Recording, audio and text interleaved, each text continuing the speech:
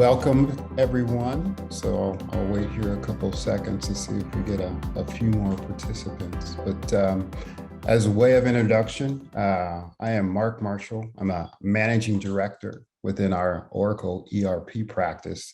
I want to thank everyone for carving time out of your busy schedule. I know it's sort of a diversion, but I promise you, you won't be disappointed. It's a nice diversion. So today's session is a dialogue on developing the next generation of Black tech talent. So before I sort of transition to our tremendous panelists, I want to provide a quick commercial around what is the Black Alliance iMatter team. Some of you have been here for a while, others may have not. So just from a charter, the Black Alliance iMatter team is an employee resource group within Huron focusing on advancing Black leaders and Black voices through events such as today's dialogue. So some of you have been aware of sort of the other events that we sponsored, the Joffrey Ballet event, Black History Month book drive, the Red Cross blood drive, and always a fan favorite, it's to shape your career advancement, providing professional development. So I think along those lines, if you're not participating in this forum, please do so. I'm really excited about today's topic, and the panelists are learned and passionate about the discussion that we're going to have. I always share this from a personal viewpoint. You know, I've attended very large events at other entities, and you look around and the representation is not there. And you sort of ask yourself, like, why is that? So for today's discussion, we want to change that, right? When we have sort of those engagements across the talent and expertise that exists, we want the numbers to increase. So I won't ruin anybody's sort of talk track, but that was just my personal viewpoint. So I'm very pleased to participate. And with that, I will make the transition over to LaToya Dixon. We'll talk about logistics. Good afternoon. I am LaToya Dixon. I am a manager within our Oracle Cloud practice. And as Mark mentioned, I'm going to take us through some of the logistics of the conversation today. So in a few minutes, Danielle Miller is going to start off with trivia, and that is going to be facilitated through our Zoom polling. And it's really just to give you an opportunity to get familiar with Zoom if you're not already, or many of us already are experts in it. But it also gives us some time for people to come in as they're joining. After that Zoom polling, we're going to start the discussion. Through that discussion, feel free to put any questions you have in the Q&A section, and I will be monitoring that and making sure that those questions are answered as the discussion continues. But we will also have time at the end for a question and answer period as well, if you want to save your questions for later. But without further ado, I'll hand it over to Danielle to start us off with our trivia. Thank you. I am Dr. Danielle Miller. I've been with Huron for about 6 months now. I'm in our care transformation group. I've been a nurse for 19 years now and made the transition to other tech roles. So I'm really excited to hear more about not only what we can be doing better as a Huron group, but how do we get more people that look like us inside of these individual roles and responsibilities that we have that are coming up available. With that, I'm going to pose the first question. So who calculated the flight path for the first NASA mission to space? Is it Kathleen Johnson, Thurgood Marshall, Mary Jackson, or Diana Ross?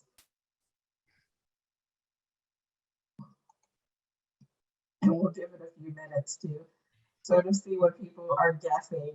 I'm gonna assure that you can automatically get rid of number 4. We know that's not true, but that was a good call.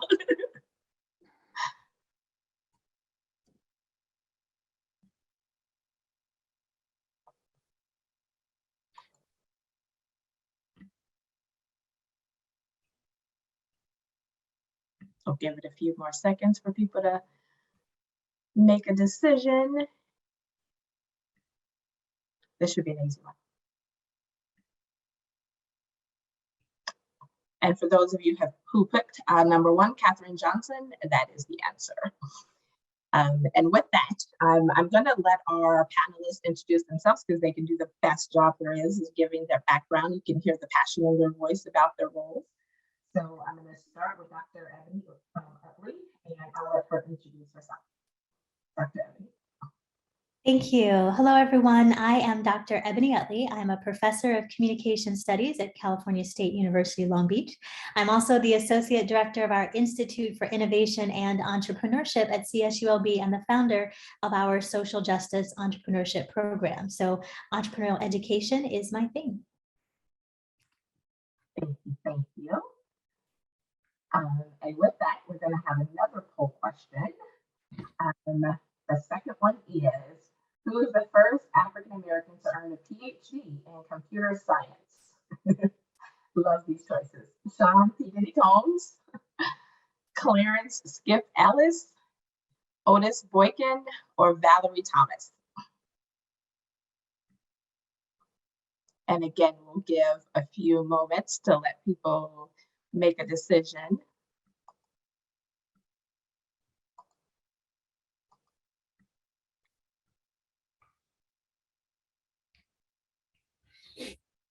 All right, for those who, let's see, I'll give them a couple more seconds. And then whoever picked 2, Clarence Skip Alice is the answer. Thank you for playing with us. All right, and with that, we're going to move to our second panelist. His name is Quan Clark. He is the COO and co-founder of Pivot Technology, and I will let him do his introduction. Thank you. I could have sworn that would have been P. Diddy Combs, but of course, he's done everything else, right? Right. But my name is Quan Clark. I am the COO and co-founder of Pivot Technology School. We're a tech school based out of Nashville, Tennessee, and our mission is to get more African Americans trained and engaged in tech careers. I spent about 10 years in the tech industry, and I know firsthand just the lack of diversity and the intentional effort that's needed to really make a change in that space. And thank you for having me today. Thank you for joining us. And I agree. I mean, P. Diddy's done the first of everything. Charge alcohol, like, why not? Like, maybe he's a little younger, but you know, there's always an option. And our next poll question is, who is the founder and director of Black Girls Code, which, as a side note, I've volunteered with them plenty of time, which is a great organization. But the program is dedicated to introducing girls of color to the tech industry by teaching computer programming to school-age kids. So just as a plug, if you are in tech, you should volunteer with them. These little kids do some amazing things to be so young. But the choices are Dorothy Vaughn, Bazoma St. John, Kimberly Bryant, or Janelle Monáe. I think we got to make some of these a little harder. Some of these are a giveaway. That's not the answer.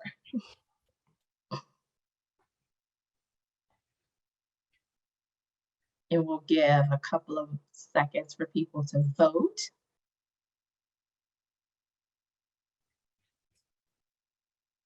And one was a hint, I guess. So the answer for this one is Kimberly Bryant. That should have been a giveaway that it was a woman. And last but definitely not least, our last panelist is Daniel Thompson, who's a fellow colleague. So I'll have Daniel introduce himself. Hey fam, happy Friday. If you hadn't had a chance to go to a Janelle Monáe concert, do so. I had a chance to, and she definitely puts it in. So my background, I'm a serial entrepreneur. In last, let's say 10 years, I've probably started or invested in about 7 different businesses with offices all around the world. Definitely am very interested in the topic today. It's not only personal to me, but it's also an area that I'm interested in investing in one of those businesses particularly. One of the companies that I started a few years ago was acquired by Huron, and that's partly how I joined Huron about 1.5 years ago as managing director here. So I run a practice group and I'm part of the Black Lives Matter team as well. So appreciate being here today. Thank you. All right, so our last poll question is, which of these HBCUs offer technology and/or computer science-based programs? North Carolina A&T University, Howard University, Norfolk State University, or all of the above?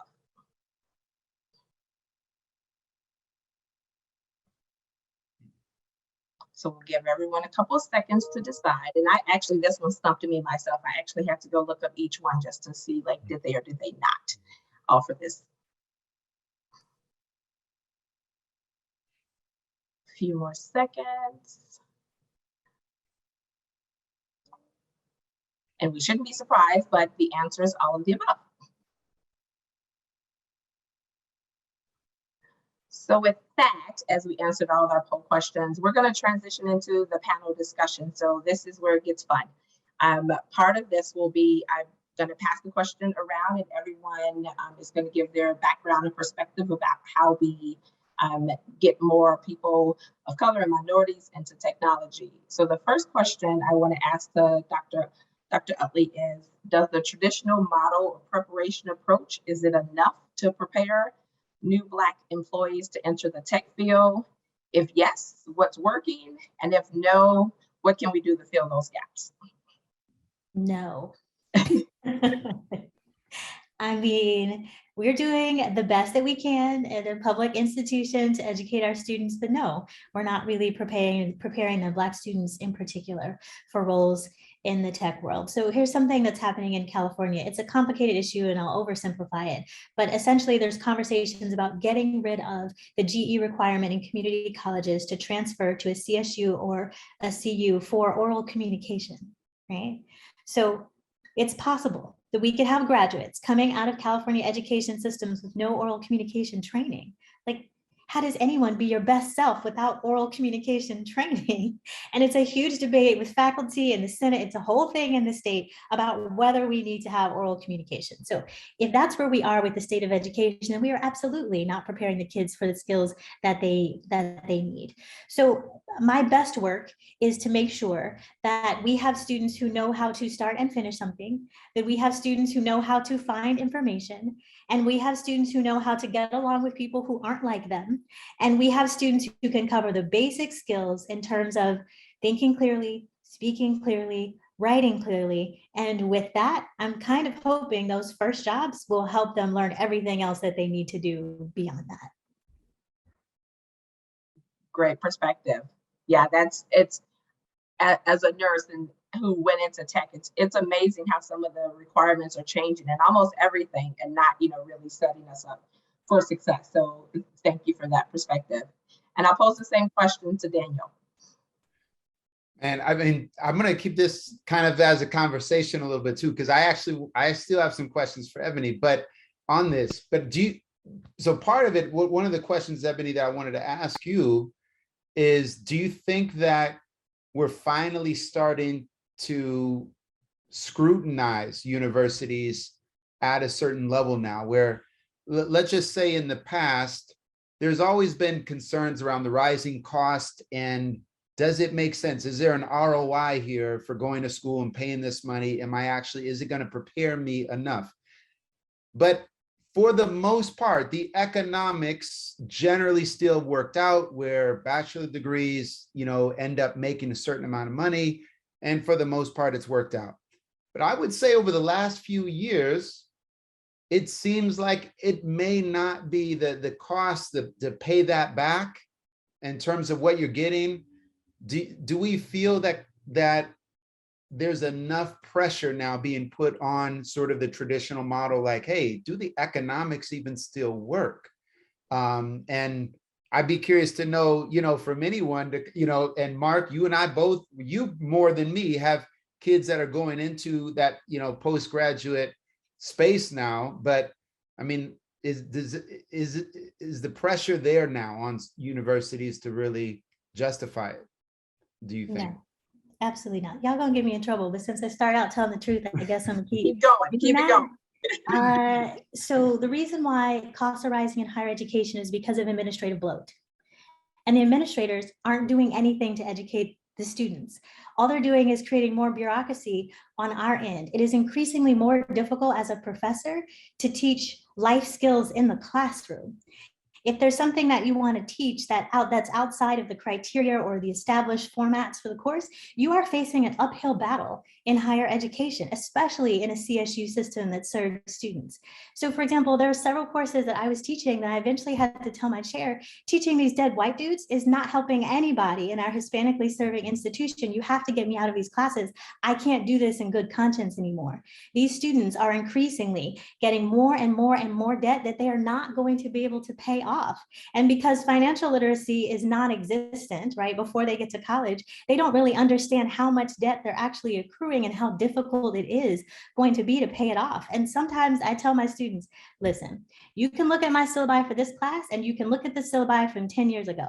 You are not learning what you used to learn. You are not getting what you paid to get out of me because of the system and these structures here. And most of them don't even understand what that means when I tell them that. But the university system is a failed project, and the pressure they're putting on professors to document our hours or to dismantle tenure, none of that has anything to do with what we're actually trying to teach the students one-on-one in the classroom. It's all that administrative bureaucracy. It has nothing to do with learning, and it has nothing to do with skill building, and it has nothing to do with job placement when you leave the university.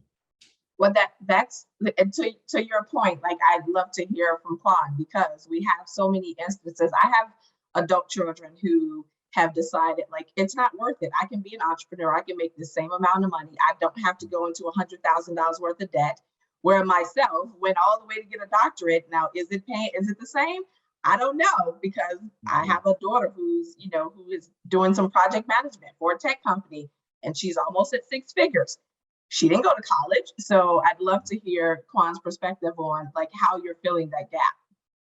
Yeah, I would say that it obviously isn't working, unfortunately, which is why companies like Pivot even exist. And I think, just kind of telling my story. So I went to HBCU. I went to Tennessee State right out of high school. Unfortunately, at that time, I wasn't as focused as I would have needed to be. But when I did decide I was ready to go back, I took a different route. I actually went to a community college, got my technical skills, and had plans to transfer to Western Kentucky to finish my bachelor's degree. But before I could even do it, I got a job. I was making 60, then 80, then 90, then 100,000, just focusing on skills and not a lot of the bloat that a lot of traditional colleges will spend a lot of time teaching you. And I think this next generation, they ask a lot of why questions. So they're not gonna just follow traditional paths as people have in the past. So they're kind of pushing back, not just with school, but with employers, and making everybody explain why certain routes make sense. And it's getting more and more difficult. Even for me, I have a 17-year-old. It's hard for me to push him to go to a 4-year school simply because I know a different alternative route that he can go. And if the goal is employment and education, there's so many additional routes to that information and the skills without getting into $80,000 to $100,000 in debt. So I think it really, I believe it's up to the universities, number one, to be more intentional to ensure that the education that they're selling is truly what people are getting when they go, and that it really makes sense for what the job market and where we're going in today's society. I think it's a little outdated because a lot of employers no longer they don't have the same mandates on education as they used to. So I can have someone come through Pivot with no education, take in 20 weeks, get them a job at Amazon, making 6 figures, and they have no degree at all.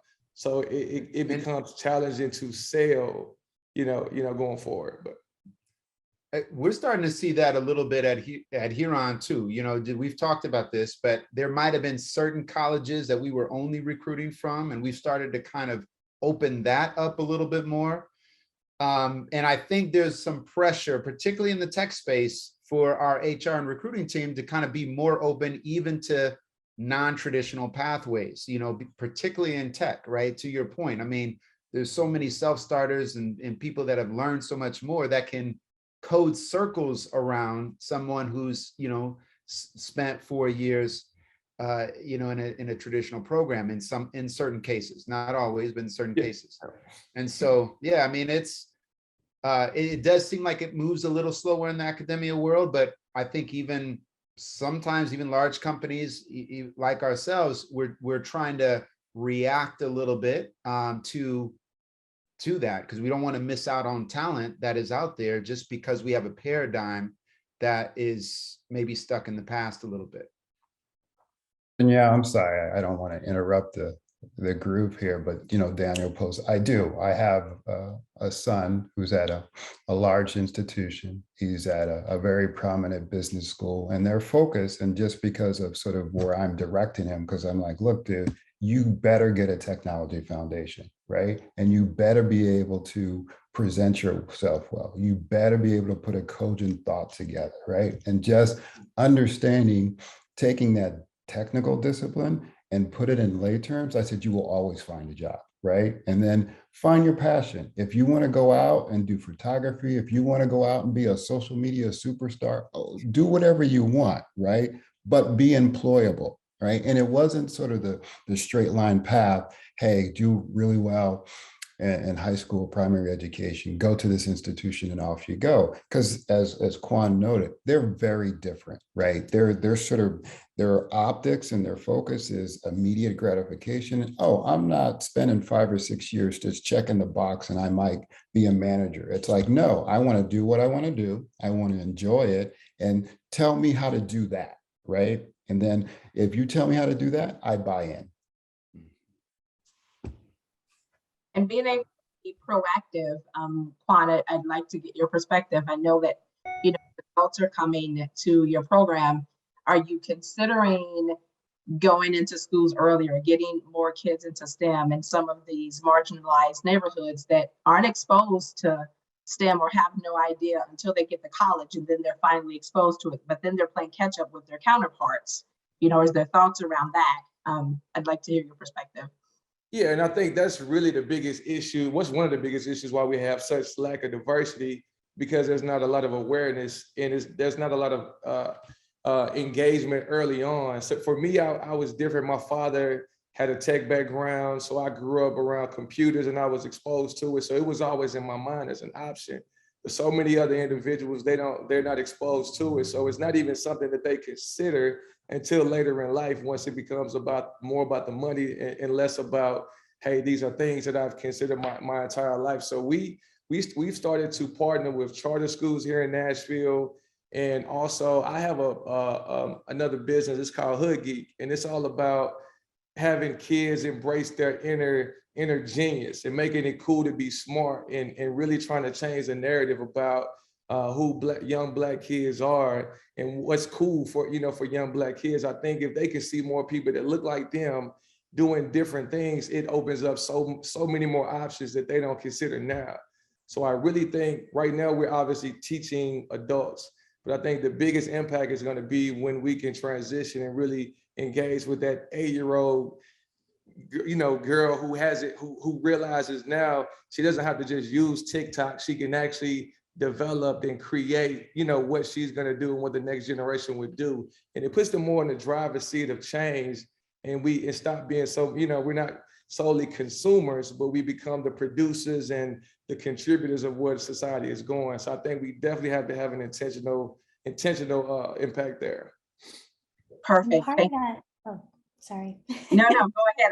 I was gonna pitch it to you next and ask what your thoughts are. Like, is the school partnering with, being sponsors or getting kids exposed more to tech before they get to your class? How are you getting them exposed?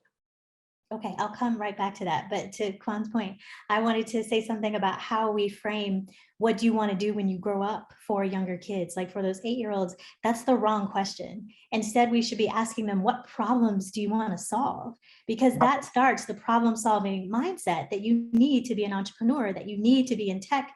And the S in problems suggests that when you grow up, there are multiple things that you can do. It's not just one thing. And part of the reason why the university steers the students off track is because you have a major, maybe you have a minor, at best, you can have a major, a minor, and a certificate, which I had, right, all three, right? But then you're siloed like into these programs and that's it. Computer science doesn't talk to art and engineering doesn't talk to communication. And so you get an education in this tiny box, when instead, if we framed it in terms of solving problems and being collaborative across the university, then students would start imagining different possibilities, plural, for themselves at multiple stakes in their lives. So part of what I do when we're building programs in those is those cross collaborative programs. And I mentioned computer science and art because I'm working to bring them together right now. We bring the communication students and the business students together for projects. So even though that they might not have time in their degree plan to mix the degrees, they do have time to mix amongst each other and start problem solving together and get used to those types of collaborations that will serve them best when they're outside of the university world. Love it. Thank you. And Daniel, I wanted to ask you, you mentioned about how we at Huron are starting to look at those avenues outside of our traditional schools that we looked at. Can you speak more about what other options we're looking for, even to the point is about consideration sometime of changing the job description that always has this science degree or requirement that you have to come work? Yeah, so some of that work is started, some of that paradigm shift is starting to happen just around, you know, being able to look at a broader canvas around talent, et cetera. I think the other thing that is important is just exposure. And so I love the idea of just how to expose that at such an early age, but even with you know, at the college level, the idea of micro internships. So this is the idea of giving more exposure, having, hey, instead of, let's say, a 3-6 month long internship, something that is micro. Here's a problem that we're trying to solve, being able to provide an avenue for university students to participate in an actual project and work with us. And so that's a concept that few companies are trying to espouse. We're trying to look into that even at the Huron level. But that also, and it also fits a little bit of what Ebony was saying around the mindset of how we need to train kind of our young people today, that there's multiple things you can be doing.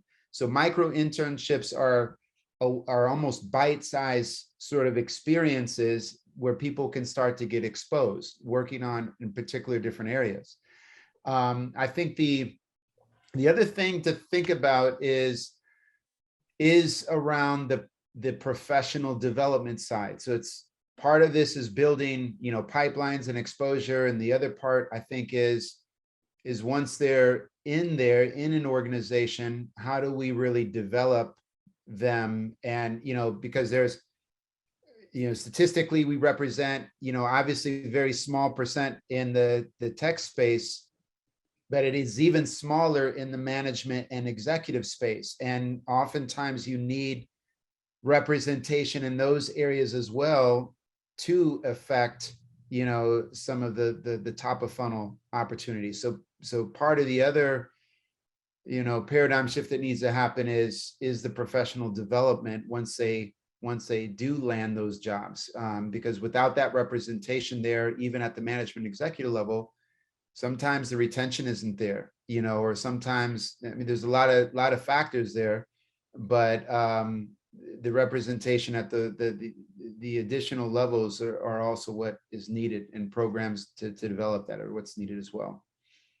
So. Good, thank you. And Quan, out as we transition a little bit, just to more talking about recruitment, like tell me how you guys have been successful in recruiting more people to get into tech, about exposure to your program, and what's worked for you? I would say with us, it's really, we have a very unique, you know, staff at Pivot. And I think, number one, I know Ebony mentioned that the university is looking to get away from communication and things of that nature. But so we have a group of people that are very effective communicators. So we've been really able to sell our mission and really get in front of the community. And it's different because we're typically talking to individuals who are not seeking what we offer. And that's because the exposure piece hasn't been there. So we have like an additional step You know, a lot of the other coding schools or trade schools, they're traditionally selling to white men who are looking to get these skills, and they're just trying to decide what school to go to.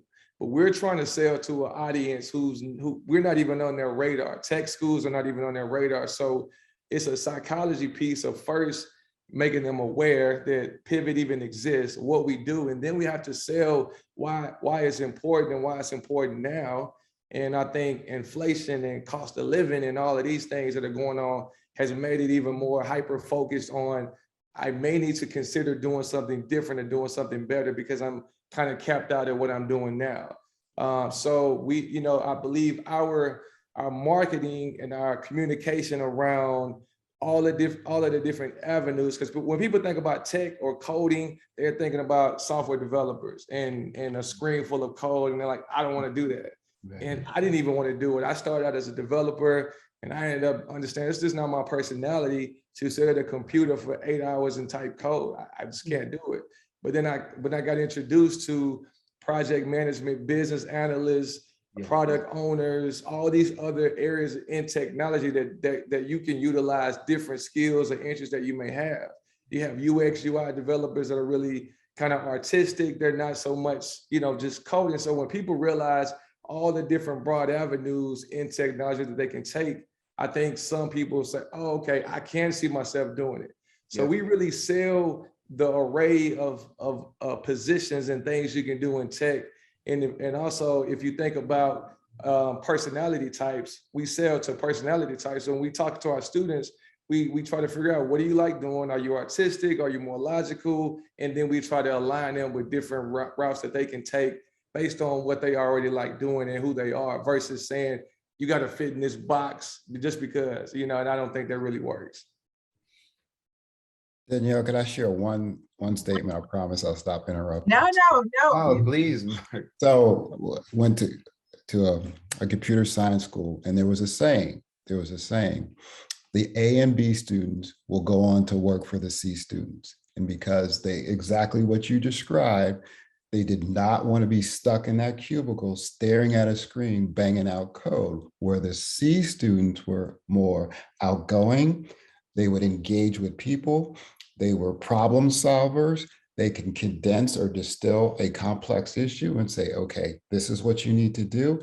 And it was like a continuum that people could not understand, but you got it, right? It's like, oh, they were up the maturity curve when they first came out, but in terms of advancement, the C students went much further, right? Because they sort of broadened their spectrum. So I understand completely of what you're suggesting.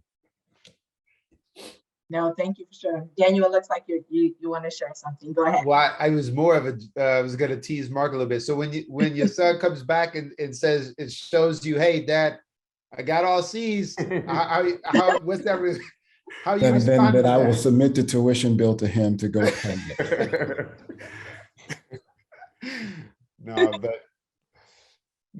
This is just a good conversation. I like the just the idea of, and you started to touch on this, Quan and Ebony, a little bit around just the how younger people are, and I can't remember who said it, but they're asking the why question a lot more, right? And I think you said it, Quan, but it's just why? Like, okay, why am I doing this? Why does this matter, et cetera? We're seeing the rise of entrepreneurship with that millennial generation a lot more, for example, an interest in shaping their career a lot differently. And so, you know, it's and with all the other external things that are going on around the world, whether it's cost of living or whatever, there's some momentum here for things to change. There's certainly reasons why this is important, why this is timely, why we should look at this as urgent.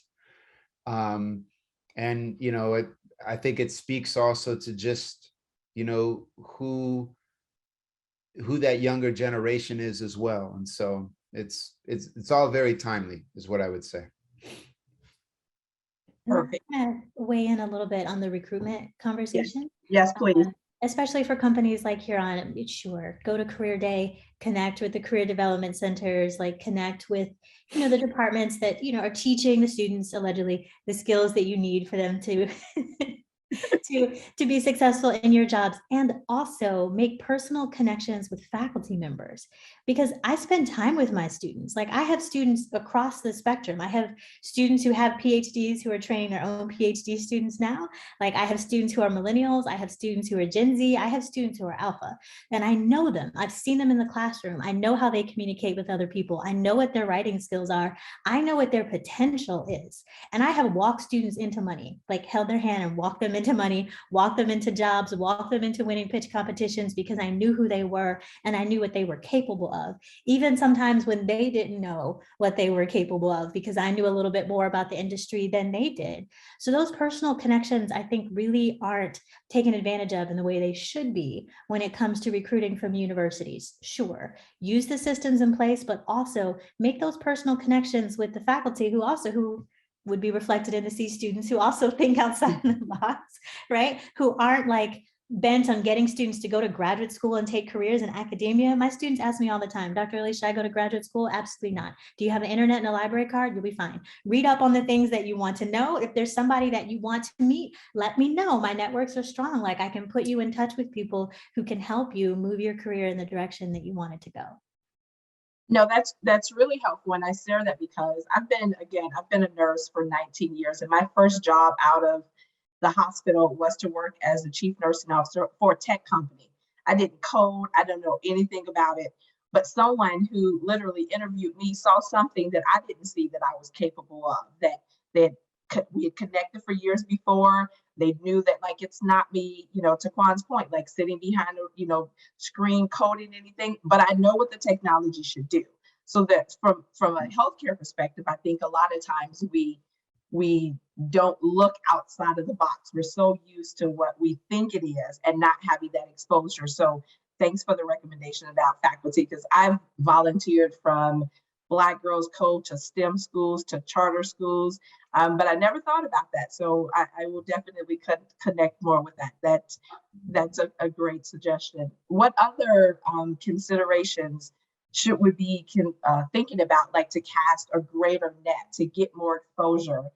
One of the things that I loved about when I first moved back to Chicago, my daughter went to a very small private school in Evanston, and every year they had this thing called January Short Term. And every year for 6 weeks, they did these little micro, what do I want to learn about? So for 6 weeks, they were partnered with a mentor. They'd get the behind the scenes of what it is. So by the time this kid graduated high school, they've got 4 years of experience and exposure to something. And I think that was something that was beneficial for her. But what other things should we be considering to, cast a broader net to get more people in the tech that haven't been exposed to or even considering it? And I think we just have to find ways to make it intriguing. I mean, like you said, this new generation, they have interests, they have so many options, they have a wealth of information. So whereas when we were coming up, we were given fields and we knew a very narrow, amount of things that we could do. But now everything is open. They have so much information at their fingertips. So we have to really, I think, do a better job of explaining why tech is important. And I think everyone utilizes technology. We talk about the metaverse and everyone's on social media and crypto and NFTs. So people are getting very much interested in it, but it's typically from a consumer side. They're using the platforms, trying to get into NFTs, possibly purchasing them, but don't necessarily understand the value of creating them, or even if it's something that they can do. So I think just really emphasizing creativity, creation, and being in the driver's seat, because they want to be in the driver's seat. They just haven't made the correlation to who's creating the change and the things that we're doing, and that they can actually also be a part of it. Thank you. And every year I host a program called Behind the Screens about the dark side of technology. And so I thoroughly depressed the students about all the terrible things that are happening with technology. We talk about technology and domestic violence. We talk about online deception. We talk about the digital divide. We talk about discriminatory algorithms, and the students like, oh my God, this is terrible. Like, I didn't know that technology is ostracizing so many people in our society and making them more vulnerable. And I was like, yes, that's exactly what's happening. And now we're going to host a design sprint to talk about solving these problems. And I think that gets a lot of students who necessarily didn't think they had a room in tech more passionate about solving these problems that are caused by technology, because so much the vector is progress forward, and that's all we think about. I'm like, yeah, but we're leaving these people behind. We're making these people more vulnerable. These people are not going to be able to catch up. These people's data is going to end up in the hands of these people. And then what could happen? So when we start thinking about the dark side, it mobilizes a lot of youth to start considering what they could do to intervene and make technology more equitable. Didn't think about that. That's when I worked at in my previous life, we had like white hackers, and then people who looked at the bias and algorithms and even the terminology, if it's like a black list versus a white list, and like you white label or black label it, or things, just some of the embedded things that are in tech and the code itself. So it's good that you guys are thinking about things like that. So thank you for that. Daniel, same question. Well, I mean, it's all the stuff that we've talked about. Just on the low-hanging fruit stuff is going to be, companies. We need to expand how we're thinking about it, expand the paradigm shift. Talked about micro internships, apprenticeships, whatever. I think what's worked obviously well in recruiting in this space is relationship driven. Ebony talked about it, but it can't just be showing up at career fairs, et cetera. It's got to be a bit more of an investment in the relationship and community. I think on a personal level, I mean, there's initiatives, Quan talked about, which I love to learn more about, Hood Geek, and Ebony's talked about what she's doing. Part of, what's been passion of mine is investing in Black entrepreneurs. And so I have a business specifically around capital and opening up capital for minority entrepreneurs, and that includes women as well. But it's, at some point too, it also has to get, this is a systemic issue. And so you're seeing, what's interesting is there's better Black representation in tech, in healthcare, for example, in finance, in government, in tech jobs. And part of that is because there's more policies in place there. There's a higher standard around representation there. And some of that is mandated, and so, at some point too, there's initiatives and things that we can do at a personal level. And then there are things that need to happen at a larger institutional, even maybe policy level, as well to affect change long term. That's maybe a whole nother panel discussion. Another discussion. You wanted to say something, Quan?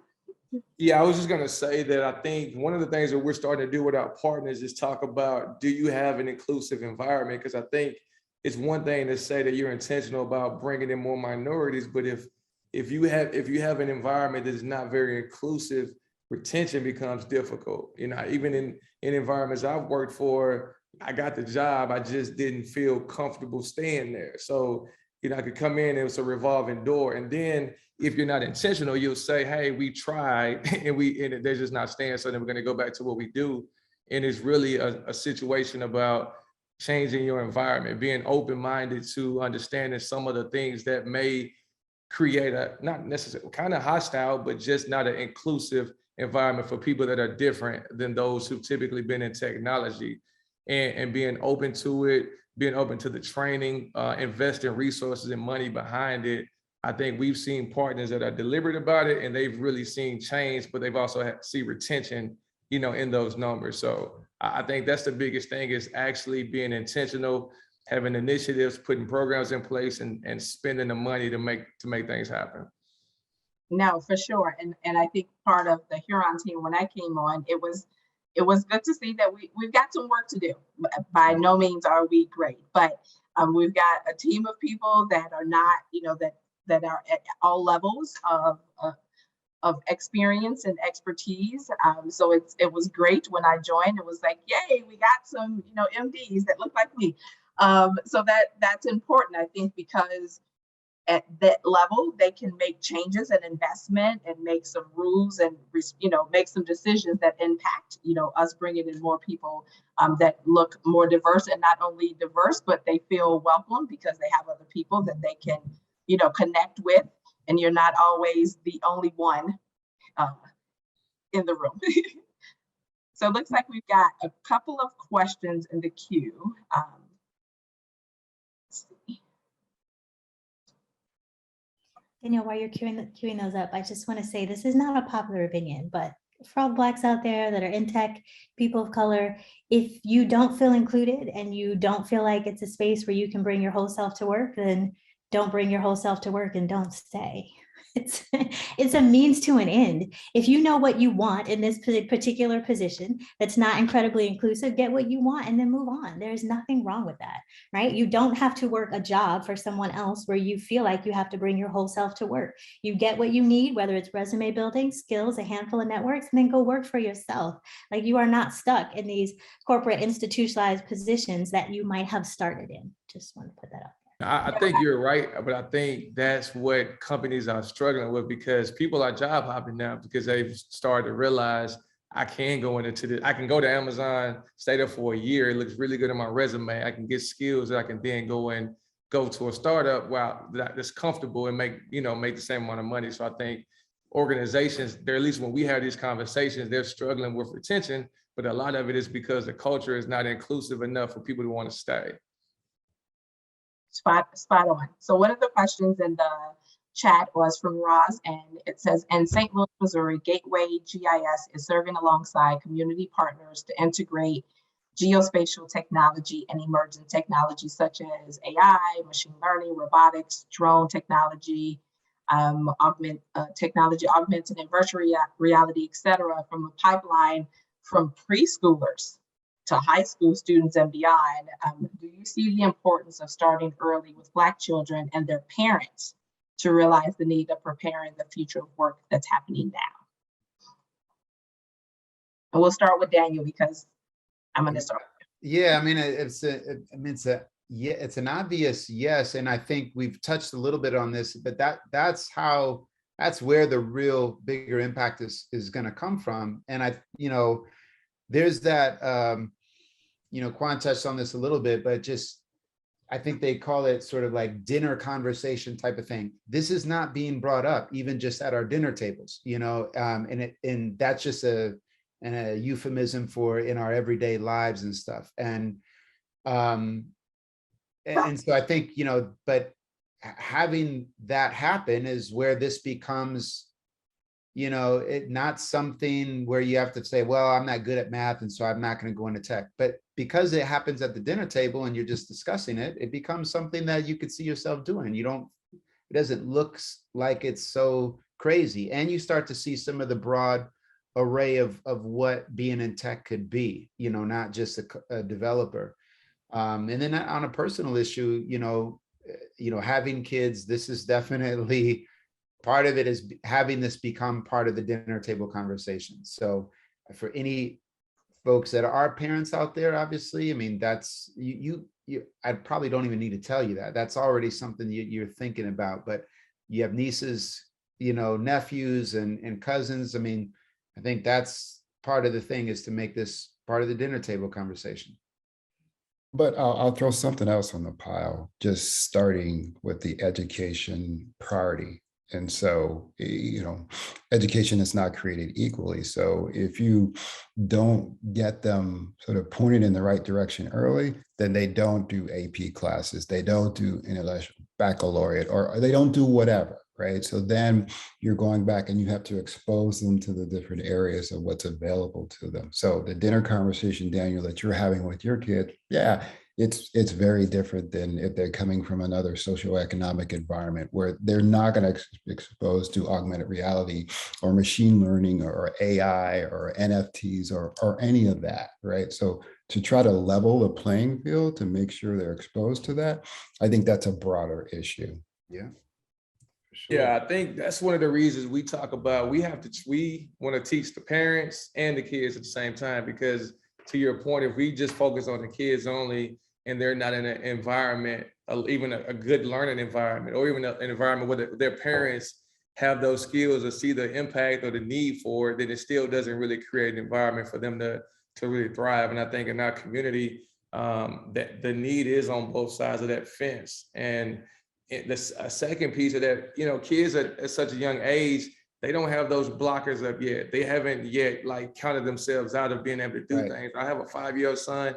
His creativity and imagination, he's still in that space. So when I teach him about coding Roblox, he's not even thinking of it as challenging. He's just doing it. And before he even realizes that it should be complicated, he's already doing this. So I think the earlier we can expose our kids to some of these things, it can help them before they even start to think it's something that they're not able to do. I think these partnerships are kind of essential, particularly at the K through 12 level. So, I mean, in that question, embedded in that question was sort of this idea of this, partnership that was, I'm presuming, maybe a private sector coming along with that education and introducing some of those concepts. I mean, that it sort of is going to take a bit more of a, community effort essentially for that education, for that shift to happen. So I think having schools, be in these partnerships with other organizations that are helping to bring some of the mentoring, some of the content, some of the exposure, I think is key. And that'd be what helps reinforce it as well. Because sometimes they also need to see models of inspiration, sometimes coming from that mentor in the community, et cetera, particularly if it's not sticking with the parents or they don't have, their peers interested. They need to see that model somewhere.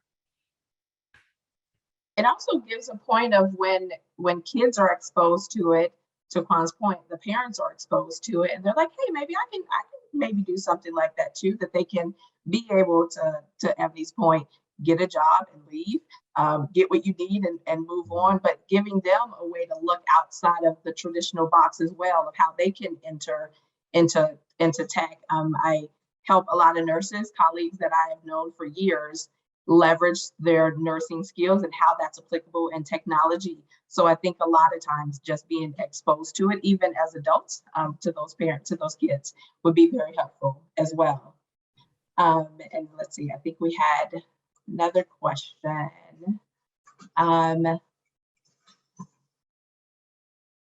Christy would love to know about the intentionality with the job market, with education, how we encourage and build our Black students instead of deterring them. I'll start with you, Ebony. Sorry, what's the question again?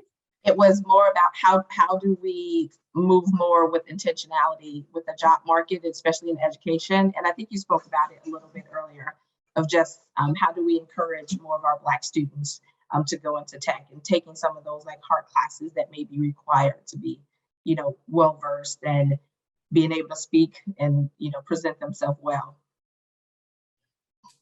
In my experience, our Black students still need a lot of encouragement and a lot of support. I can call them and say, hey, this event is coming. I think you should show up. I could say, hey, I just sent you an email introducing you to so-and-so, please reply. And nothing will happen. And part of me, like as adults, like, well, I could just keep it moving. I could introduce it to someone else who I know will take advantage of these opportunities.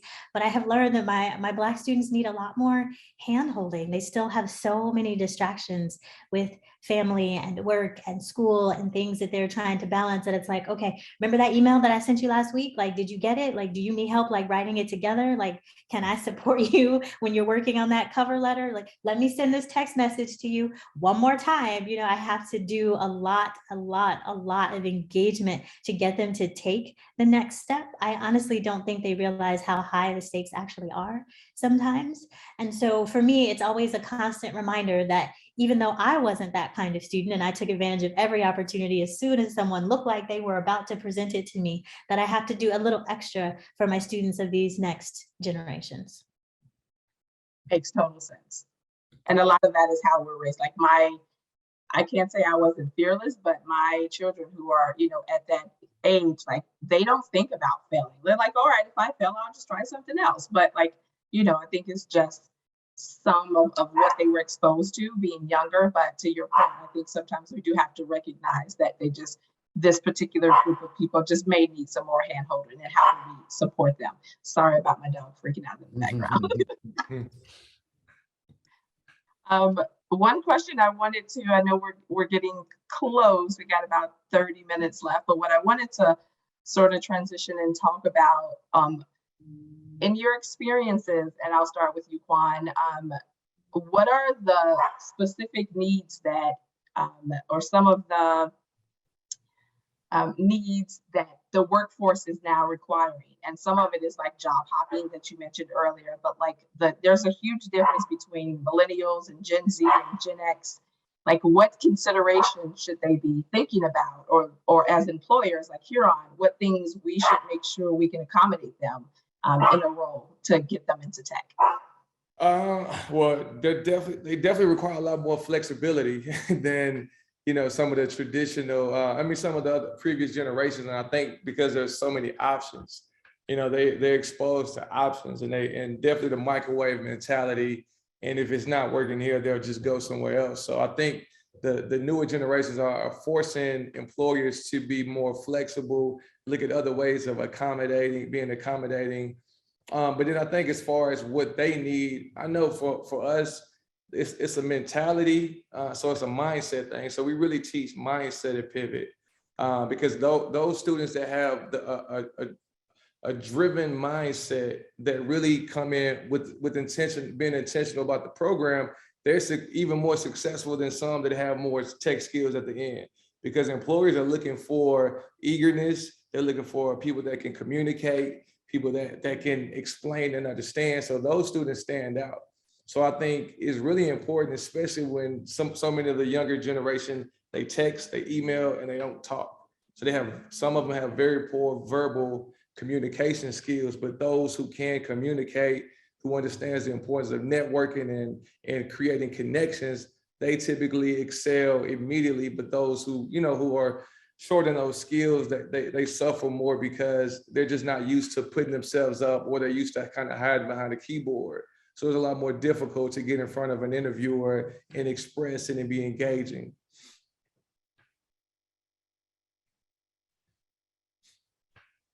I have to come off mute since my dog was freaking out. Sorry about that. Okay. No, and Ebony, what kind of things besides some extra hand holding, but what kind of things do you see that your students may be needing to leverage? And I know earlier you spoke about being able to think outside the box and being able to communicate. Are there any other things that students should know about, anyone who's listening, what things they should be doing just to get prepared in technology, because it is sort of new exposure for them? It's a mixed metaphor, but I always tell my students the number one rule is ABC, and that's always be communicating.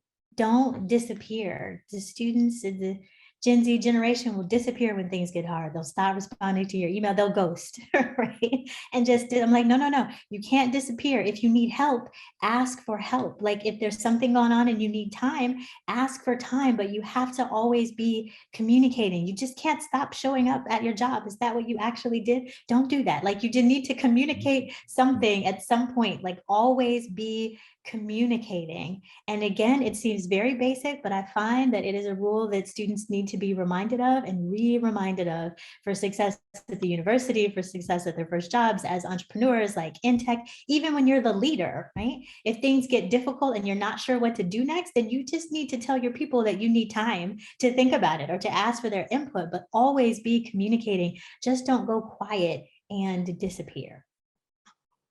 Perfect. Perfect.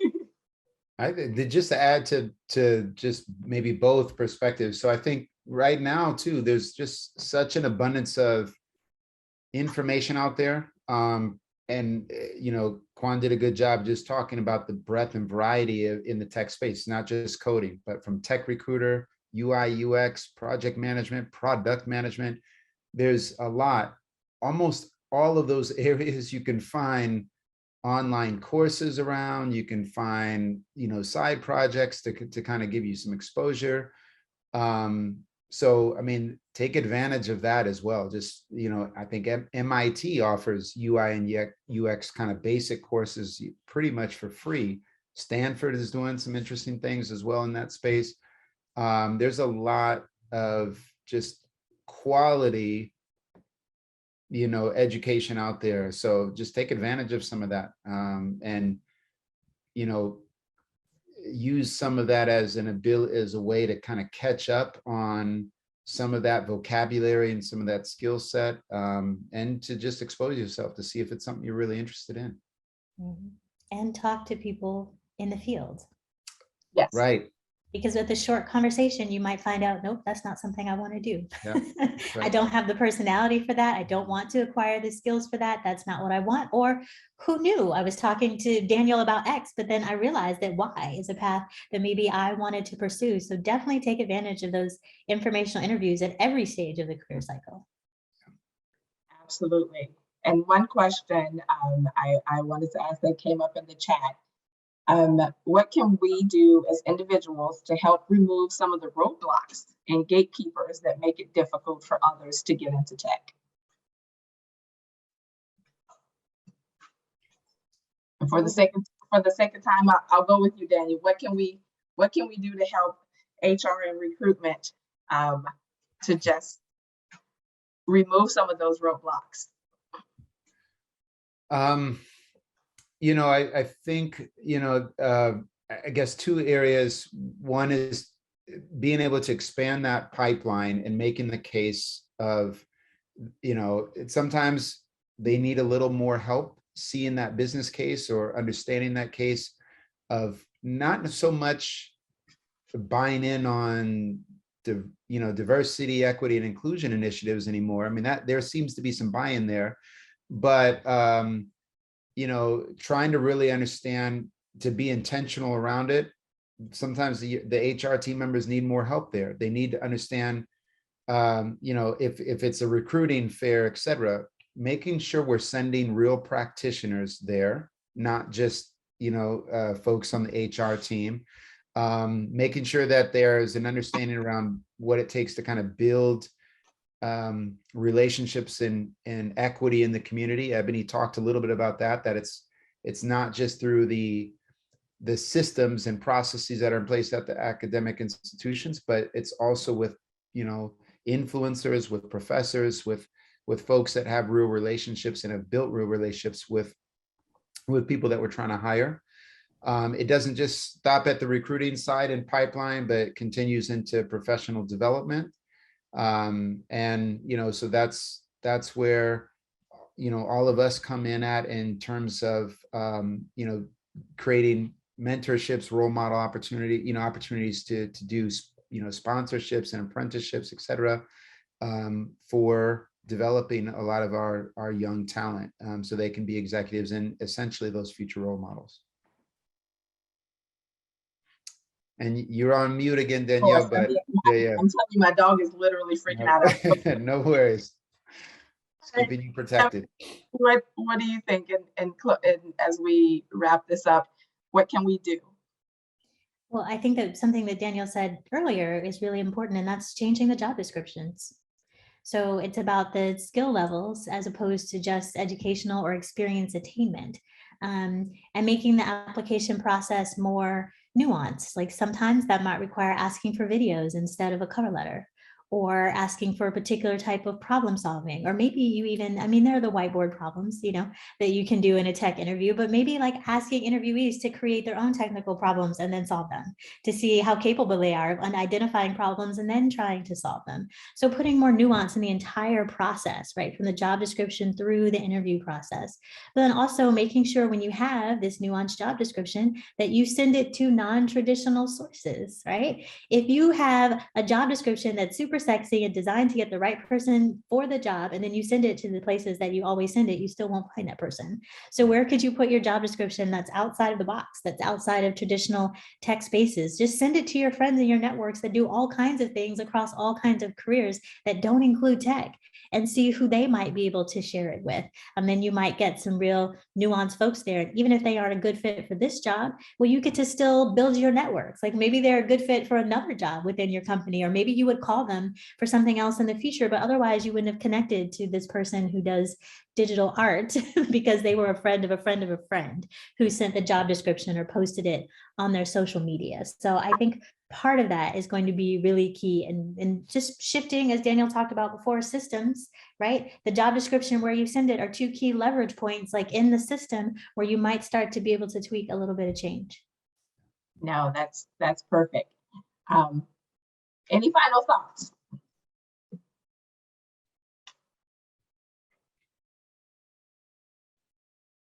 Keep going.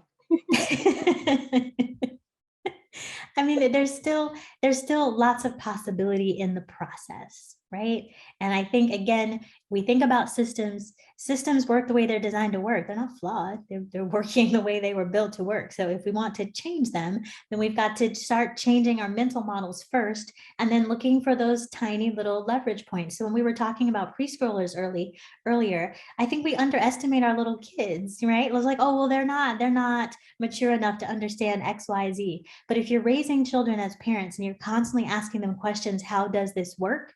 You're creating the mindset that they're going to need to be successful. How does this work? When I put the key in the lock, how does this work? When you turn on the iPad to click on your app, how does this work, right? And then what happens next? Like if you're cooking something in the kitchen, what happens next? Like train the kids to start to do computational thinking. Ask them questions about systems. What is this toy connect? How is this toy connected to this toy? How is this television show connected to this television show? How is this toy connected to a television show? Did you know that that was a system? I mean, little kids, they look at me sideways, but I tell you, I'm building engineers in my family because these are the conversations we have about everything, all of the time, not just at the dinner table, but for every single thing we touch. How does this work? What would happen if we did it a little bit differently? Would it still work? Let's try it and find out. Did we make a mistake? Awesome. Let's see if we can make another mistake. Let's see if we can try to break it completely. That kind of mindset, that kind of playfulness, if we can engage it with our preschoolers, particularly as parents and adults, then we can keep that playfulness as adults. So when we start looking at systems that we feel like are inefficient, we can try to break them and then see what happens, right? I was able to break this system, but wait, I had an idea for a replacement. I had an idea for building it out in a different way. It takes that kind of playfulness and belief in possibility to really start to make change. Love it. Love it as well. All right, so with that, I want to thank you both. And I know I had to drop, but I want to thank our esteemed panelists. I'm going to turn it over to LaToya for any final thoughts. We just want to thank everybody for attending. And as Mark mentioned earlier at the top, we have a variety of different opportunities and programs that we offer as the Black Alliance I Matters team. So check out our intranet page or Huron link for more information. If you're outside of our organization, feel free to email us at, let me make sure I'm saying the right email, blackallianceimatter@hcg.com. Also, just wanted to remind you or let you know that we will be sending a survey out as we do with each of our dialogue sessions. So please feel free to let us know how you enjoyed this conversation, and let us know what else you would like to hear from panelists in the future as we continue to bring this dialogue series to you. So thank you all. Thank you for the panelists. This has been a dynamic and wonderful conversation. I really appreciate it and got a lot of valuable information out myself. So thank you all, and we will talk to you next time.